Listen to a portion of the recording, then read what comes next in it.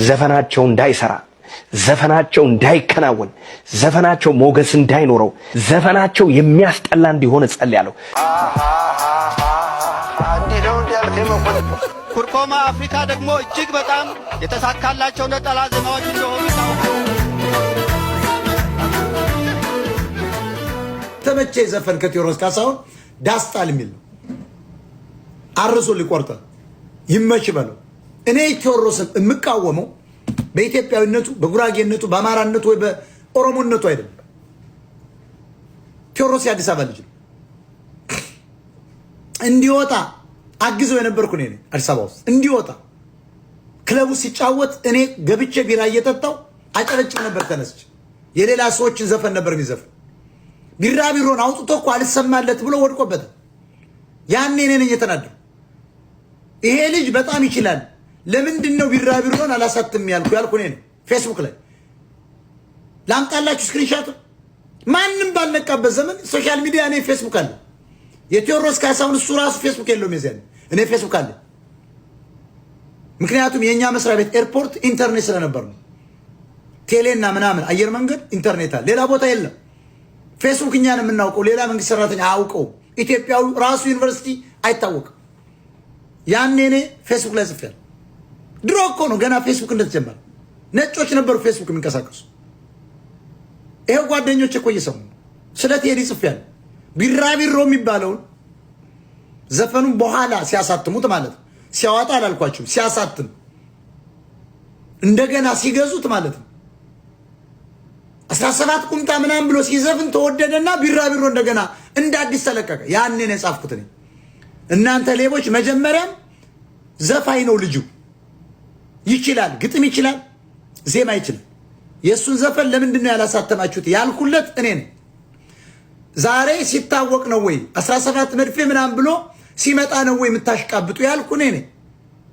እና እዚህ ጋር መጥተህ አፍክን አትክፈት። እኔ ቴዎድሮስን በግል የምጠላው ሰው አይደለም። በጣም የማበረታታው ሰው ነኝ። ገርጃ አውቀዋለሁ። እህቱን ባሪቾን አውቃታለሁ። እሷ ላታውቅ ትችላለች። አይኖሃ ፋሲለደስ ፎቶ ቤት ትመጣ ነበር። እሱ ራሱ ይመጣ ነበር። ሙቪ ይከራይ ነበር። አይ ኖ ዩ ቴዎድሮስ ካሳሁን። እኔ የት ሄድ የግል ጸብ የለብኝ። ዘፈን ያስጠላል። ከባድ። የትኛውም ቲክታከር ከዛሬ ጀምሮ ለ2 ዓመት ምንም አይነት ዘፈን ካወጣ እንሰይፈዋለን። የትኛውም አይነት ቲክታከር ወንበር ላይ ከተቀመጠው ከዶክተር አብይ በላይ ኢትዮጵያ ላይ ቴዲ አፍሮ ክብራል። መጀመሪያ ራስህን ተች። እኔ ዘፋኝ ከዘፋኝ ልናወዳደር እንችላለን፣ መንግስት ከመንግስት ጋር። እንዴት መንግስትን ከዘፋኝ ጋር እናወዳድራለን? መንግስት እንደ አገር ብዙ ኃላፊነት ያለበት ብዙ ስራ እየሰራ ያለ ብዙ ነገር የሚመለከት ነው። ዘፋኝ ደግሞ ያችን ዘፈን ነው። ብቃታቸውም ዕውቀታቸውም ይለያያል። አባይ ተገድቦ ቴዲ ስለ አባይ ምንም ነገር ካላለ አይገርምም? የሺህ ዓመት የተዘፈነለት ወንዝ ፋይናሊ 4 መንግስታት የተረባረቡበት ከተዘጋ በኋላ ቴዲ አንድ ስንኝ ለዚህ ሳይጥል 18 ዘፈን ከዘፈነ ምን ትለዋለህ?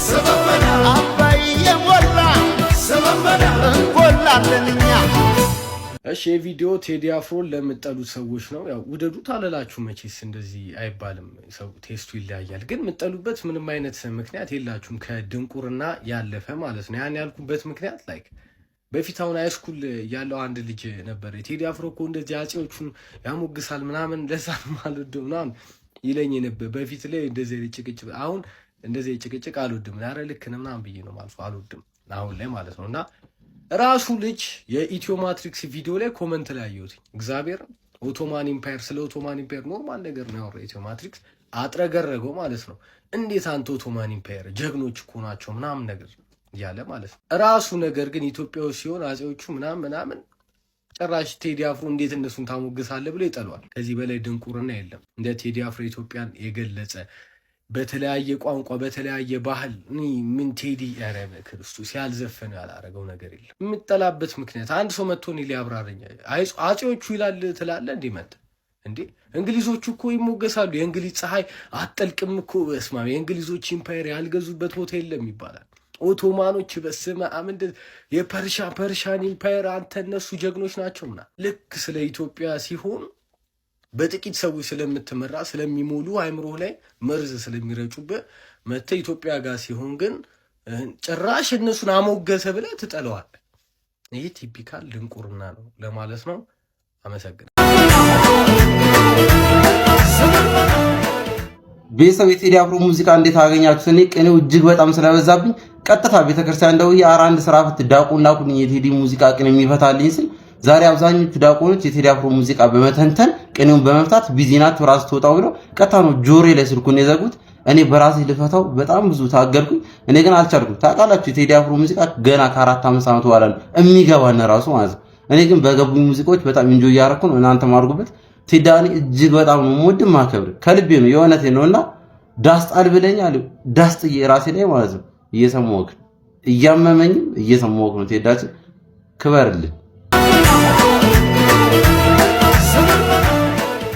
ሁለተኛ ስለ ቴዲ አፍሮ ታወራና መጠን ነው አንገትክ ምንል የሚሉ በስልክም በውስጥም እየጻፉልኝ ነው ማለት ነው።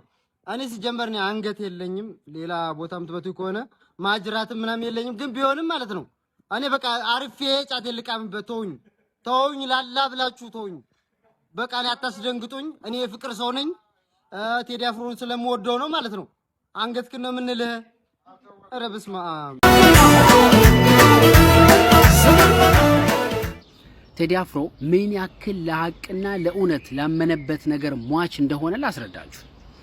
በአዲሱ የኢቶሪካ አልበም ምክንያት ቴዲ አፍሮ ከ33 ሚሊዮን ብር በላይ የሚጠጋ ገንዘብ ኪሳራ ደርሶበታል። ኪሳራ ይህ የሆነው እንግዲህ ሙሉ አልበሙን ከሰዋሰው መተግበሪያ ጋር ለመስራትና ሰዋሰው መተግበሪያ ላይ ጭኖ እንዲተላለፍ ለማድረግ ውል ነበረው ከዚህ በፊት የረጅም ጊዜ ውል። ሰዋሰው መተግበሪያ ግን ይህንን ውል ወደ ኋላ በማድረግ የቴዲ አፍሮ ሙዚቃዎች ውስጥ 4 የሚሆኑ ሙዚቃዎች መንግስትን በቀጥታ ይነካል በማለት ልብ እንዲባልልኝ የምፈልገው የሰዋሰው መተግበሪያ ባለቤት የሆነችው የራይድ ባለቤት ነች። የራይድ ባለቤት ወንድም ደግሞ የናሆም ሪከርድስ ባለቤት ነው። እነዚህ ሰዎች ብዙ የአብይ አህመድ ፕሮጀክቶችን የሚያንቀሳቅሱ ናቸው። ብዙ በመሆኑም ሰዋሰው መተግበሪያ ባለቀ ሰዓት እነዚህ ትራኮች ከአልበሙ ውስጥ መውጣት አለባቸው ብሎ መተግበሪያው ላይ መጫን እንደማይችል ቴዲ አፍሮ ትራኮቹን ይነግረዋል። በዚህ ምክንያት ቴዲ አፍሮ ውሉን አፍርሷል። የህዝብ ልጅ መሆን ማለት በዚህ ልክ ነው። እንደነ ካሙዙ ስለ ቴዲ አፍሮ የጻፉትን ግጥም 50 እና 60 ጊዜ ኤዲት እያደረጉ በ2 ሰዓታት ውስጥ ከ3 እና ከ4 ጊዜ በላይ ኤዲት እያደረጉ እንደሚለጥፉ እንደነ አቤል ሙሉጌታ ካገዛዝ ጋር የሚያሸረግዱ እንደነ ነብዩ ባዬ አይነት የአርሳ ዩኒቨርሲቲ ተማሪዎችን ለማርክ ሲሉ የጨረሱ የጓደኞቻቸውን ሚስት ሲያባልጉ የከረሙ ግለሰቦች አይነት ስብና የለውም ቴዲ አፍሮ። ለሐቅ የቆመ ስለሆነ ሐቁን አይበላም። በመሆኑም ከኪሱ 33 ሚሊዮን ብር ከስሮ የራሱን አልበም በራሱ የዩቲዩብ ገጽ ላይ ነገ ይለቃል ማለት ነው። ይሄን ያክል ለእውነት ሟች ነው።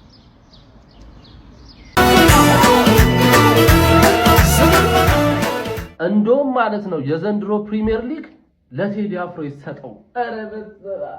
አረ ቻምፒዮንስ ሊግም ድገሙት በመድኃኒዓለም። እኔ በዚህ ሳምንት ብሞት ነው ማለት በሻሸቀው ብሞት። አንተ ምን አይነት ዘፋኝ ነው? ልክ ስትሰማ መጀመሪያ ጀንበርን ስሰማው ማለት ነው በቃ ፀጉሬ ምናምን ቀጥ ነው ያለው። ከዛ ደግሞ መርየምን ስሰማው በቃ አረብ ሀገር ያለው መሰለኝ። ድምፁ ላይ ያለው ስሜት ጊታሩ የሆነ ደግሞ ኤክስ የሚያስናፍቅም ዘፈን አለ። ወዲያው ብድግ አድርጌ ልደውል ማለት ነው። አረ እግዚአብሔርን በጣም ነው የሚጸዳው። በስመ አብ። ይሄ ጉራግኛው ይሄ ትራክ ዋን ብቻ 18 አሁን መች ሰምተነው ልንጨርስ ነው። አረ በገብርኤል እስቲ እናንተ የትኛው ትራክ ተመቻችሁ? ኮሜንት ላይ ይታበድለታል። በኳስ የተጣላ በቴዲ አፍሮ ይታረቃል። እኔ ይኸውልህ ምንም ነገር ቢያጣላን የቴዲ አፍሮ አድናቂ ከሆንሽ አንቺ ብራዘር ነሽ። ያዥ በመዳሪያ ቴዲ አፍሮ እና ሜሲ የሚያመሳስላቸው ብዙ ነገር አለ። የመጀመሪያው ማለት ነው ሁለቱም ጎት ናቸው። ግሬተስት ኦፍ ኦል ታይም ናቸው ሁለቱም ማለት ነው። ግን ራሳቸውን እንደ ጎት አያስቡት። ስራቸውን ይሰራሉ፣ ህዝቡ ይፈረድ ነው የሚሉት። ገብቷል አይደለ? 10 ፖድካስት ላይ እየቀረቡ እኔ ነኝ ጎት እኔ ነኝ የተሳኩት አይሉም። እዚህ ጋር ስራውን ይሰራል፣ ላሽላል፣ ይደበቃል፣ እኛ እንፈርዳለን ማለት ነው። ይሄ ነገራቸው ያመሳስላቸው። ሁለቱም ጎት ናቸው፣ ግን ደግሞ ራሳቸውን እንደ ጎት አዩም፣ ወይም ደግሞ ራሳቸውን ጎት ብለው ሲጠሩ ሰምተህ አታውቅም ማለት ነው። ሁለተኛው ደግሞ ምንድነው አጫውታቸው ወይም አዘፋፈናቸው ልትለው ትችላለህ። ብዙ ዘፋኝ አለ ወይም ብዙ ኳስ ተጫዋች አለ ማለት ነው። ስታየው ዋው የሚያስብል ምናምን የሚያስብል አለ፣ ዘፋኝ ኳስ ተጫዋችም አለ። የሁለቱም የሚለየው ነው። ሁለቱም የሚያመሳስላቸው ምንድነው ሃው ነው የምትለው። ገብቶሃል? ሜሲ የሆነ ነገር ሲያደርግ ሃው እንዴት አየው፣ እንዴት ልታጥፎ ቻልክ፣ እዚህ ጋር እንዴት አልወደክም ምናምን የምትለው። እዚህ ጋር ቴዲ ሲዘፈን ደግሞ እንዴት ይሄን ግጥም ከታማ እንዴት ልትለው ቻልክ፣ ምን ለማለት ፈልገው ነው ትናንት ካሁኑ ነው 18ቱን ሰሞቴ ማላቀው ብዙ ቀራለ። ለምሳሌ ሱላማጢስ አላቅም ምንድነው ገና ሂጅ አሁን ዲክሽነሪ አገላብጬ ላይ አውቀዋለሁ ገና ሃው ነው። ገብቶሃል? ይሄ እንዴት ገጠምኩ ሃው ማለት ትላለህ። ሁለቱም ዋው ሳይሆን ሃው ያመሳሰላቸዋል ማለት ነው። ገብቶሃል አይደል? ሶስተኛው ቁመት ዋይዝ ዳስ ነው ቲፒካሊ ደስም ናቸው ማለት ነው። ጎት ተፈጠረ እኮ እንደዚህ ነው በቃ ያላ። ለዚህ ነው ቴዲ የሙዚቃው ሜሲ ነው ማለት ነው። ሁለቱም ጎት ናቸው ነው ማለት ሰምቻለሁ። ሊቶሪካ 18ቱም ሰሞት ማለት ነው። አንድ ቢገጽው ቃል አለ ቀደም ዩቲዩብ ላይ ላይቭን ሳየው አንድ የሆነ ሰው የገለጸው ስለተመቸኝ ነው የምናገረው ማለት ምን አለ መሰለ ሁሉም የሚቃም ነው ገረባ የለውም ማለት 18ቱ የሚቃም ገረባ የሌለው አልበም ነው ማለት ነው። በጣም የተመቸኝ አድናቆቴን ለመግለጽ ነው። ላይደርሱ ይችላል እሱ በተበታዩ ሶሻል ሚዲያ ላይ ግን ደግሞ በቃ ስሙት በእናትህ አሁን ራሱ ቪዲዮ ጨርሼ ልሰማው ነው ሄደው ቾ መጣና ደግሞ ከሰዓታት በፊት የተለቀቀውን የቴዲ አፍሮ ሙዚቃ ሊገባኝ አልቻለም። እንዴት ነው የሚገባኝ ነው በዚህ ፍጥነት? እኔም እኮ አልገባኝም። ዝም ብዬ ነው እንዲህ ብለው ሲጀምር ርዕሱም አልገባኝም። እኔ አልገባኝም ርዕሱ ራሱ። ተረጋጋ። ምናልባት የዛሬ 2 3 ዓመት 4 ዓመት ምናምን ሊገባ ይችላል። ሁላችንም አልገባንም ገና።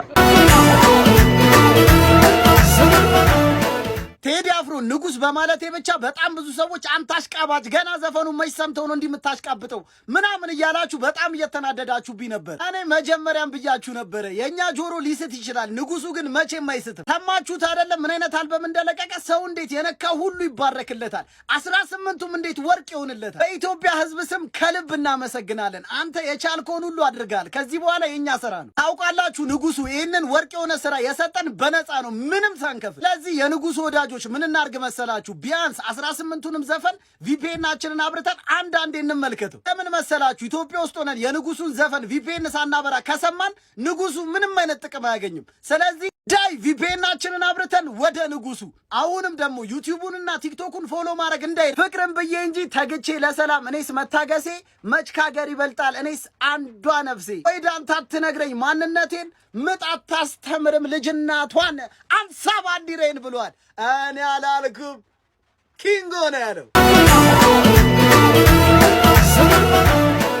በምን ቀን ነው ቴዲን ተካለው ብዬ ላይቭ ሪከርድ ላይ ያወራሁት? ያበረታታችሁኝ ያላችሁ ልጅ ነው ብላችሁ ቴዲ አንድ ነው አለኝ። እሺ ግን ምን ችግር አለው? ምን ችግር አለው? አንድ ኖረናት ለምናልፈው ህይወት ብመኝ ምን ችግር አለው?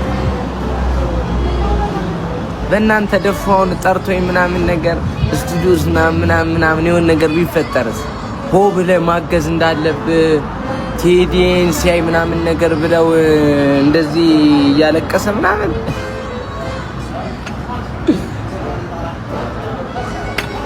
እና በቃ ከ2 ከ3 ወር በኋላ ያበደ ኦሮምኛ ድብልቅ ነው ማረቀው።